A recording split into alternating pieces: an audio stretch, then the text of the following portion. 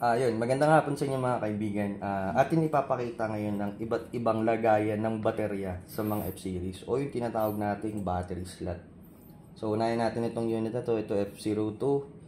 Paano po siya palitan o anong itsura ng kanyang battery slot? Ganito lang po yan. Hawakan natin yung LCD or screen. Pull up natin or slide up. Then, bunutin natin. So, ganito yung itsura niya. Ang battery ginagamit niya ay 4,500 mAh. So, ganito yung itsura. Ito yung polarity, dapat nasa loob po. Then, insert. Then, lagay natin yung screen or LCD. Then, slide down po. Para mapapower on natin yung F02. Next po is yung ating F11. Ito, medyo iba naman yung battery slot niya. So, ang kinakailangan natin, nakita natin sa taas, may arrow. Press lang natin yan. Then, magpa-pop up yung kanyang pinaka-handle. Pull up lang po natin, then makikita natin ito yung pwesto ng kanyang battery. So once mapalitan na natin yan, ganito lang po.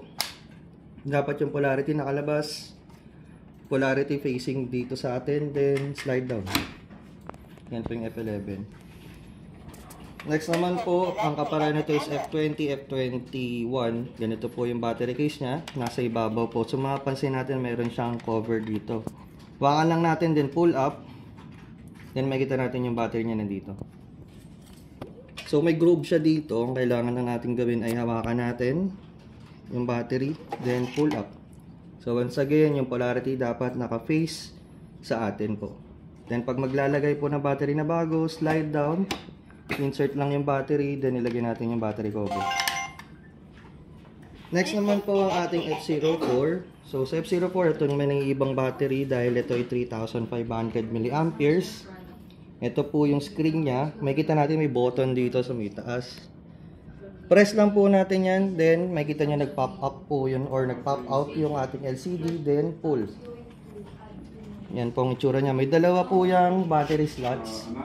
So optional po yan. It's either ilagay niyo yung dalawang battery or isa lang po. Pero gagana pa rin siya.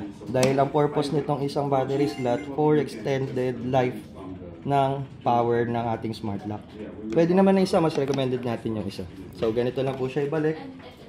Ngita natin itong groove na to. Unahin yung baba. Push. Then press natin yung LCD. So ganun lang po siya kabilis.